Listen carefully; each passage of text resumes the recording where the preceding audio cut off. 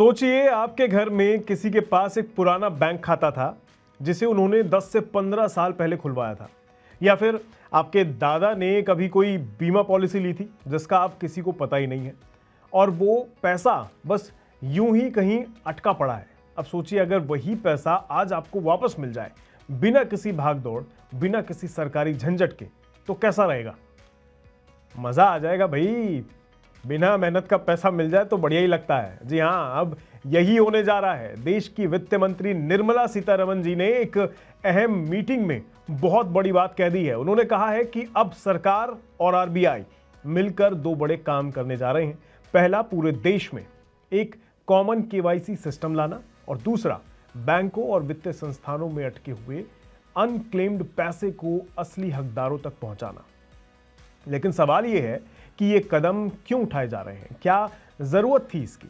और इसका असर क्या होगा आम आदमी की जिंदगी पर? आज के हमारे इस वीडियो में हम आपके इन्हीं सवालों के जवाब देंगे और बस आपको कोशिश ये करनी है कि अंत तक बने रहें हमारे साथ। मेरा नाम है रोहित कौशिक और आप देख रहे हैं मनी 9।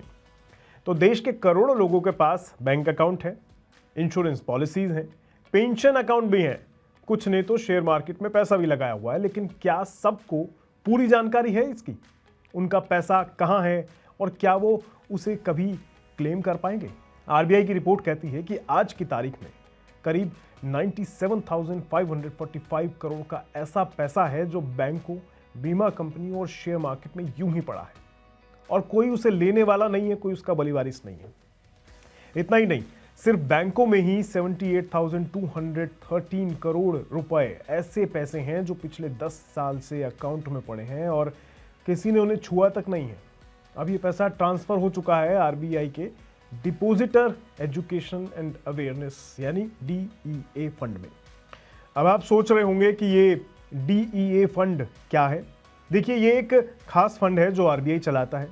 इसमें वो पैसा जमा किया जाता है जो बहुत समय से बिना इस्तेमाल वाले बैंक खातों में यूं ही पड़ा रहता है। यानी जिन बैंकों में 10 साल या उससे ज़्यादा समय से कोई लेन देन नहीं हुआ, उन सारे ही अकाउंट का पैसा अब डीईए फंड में ट्रांसफ़र हो चुका है और ऐसे मामले हर साल बढ़ते ही जा रहे हैं।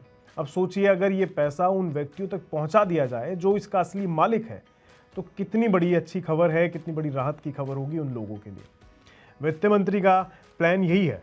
उन्होंने आरबीआई, सेबी, बीमा कंपनियों और पेंशन एजेंसियों और साथ ही साथ बैंकों को कह दिया है कि अब स्पेशल कैंप लगाए जाएं हर जिले में, ताकि लोग आकर अपने पुराने अकाउंट, बीमा या निवेश की जानकारी दे सकें और जो पैसा उनके नाम पर पड़ा हुआ है वो उन्हें वापस मिल जाए। इसके लिए सभी संस्थाएं मिलकर काम करेंगी। यानी अब सिर्फ बैंक ही नहीं बल्कि बीमा कंपनियां, पेंशन फंड एजेंसियां और शेयर मार्केट की संस्थाएं भी इसमें शामिल होंगी। अब बात करते हैं केवाईसी की, यानी नो योर कस्टमर्स। हर बार जब आप बैंक में नया अकाउंट खोलते हैं, कोई बीमा लेते हैं या शेयर मार्केट में निवेश करते हैं, तो आपको केवाईसी कराना पड़ता है। मतलब अपनी पहचान साबित करनी होती है कि भैया आप भारतीय हैं। अब दिक्कत यह है कि हर जगह अलग अलग डॉक्यूमेंट मांगते हैं। बैंक एक फॉर्मेट चाहता है, बीमा कंपनी दूसरा फॉर्मेट चाहती है और शेयर बाजार कुछ और ही मांगता है। सरकार अब ये चाहती है कि ये पूरा सिस्टम एक जैसा और आसान हो जाए। यानी एक बार अगर आपने कहीं केवाईसी करा दी तो वो सभी संस्थानों में चली जाए, बैंक, बीमा, शेयर मार्केट, पेंशन फंड, हर जगह। इससे फायदा ये होगा कि आपको बार बार डॉक्यूमेंट देने की जरूरत खत्म हो जाएगी, सिस्टम पारदर्शी हो जाएगा, धोखाधड़ी के चांस खत्म हो जाएंगे, नई स्कीम और सेवाएं तक आम आदमी की पहुंच में आसानी से आ जाएंगी।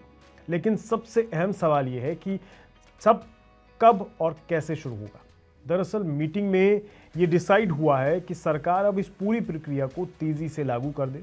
वित्त मंत्रालय, आरबीआई, सेबी और बाकी सभी संस्थाएं मिलकर एक सुरक्षित डिजिटल केवाईसी सिस्टम बनाएंगी।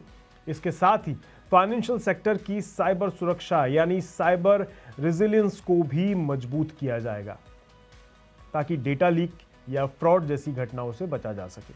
ये सिर्फ कोई सरकारी ऐलान नहीं है, ये एक कोशिश है आम आदमी को उसका हक दिलाने की।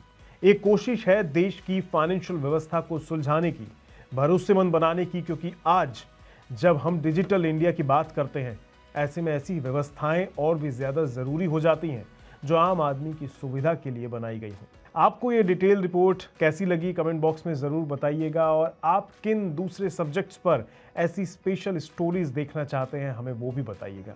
तब तक के लिए हमें दीजिए इजाज़त। देखते रहिए मनी 9। नमस्कार।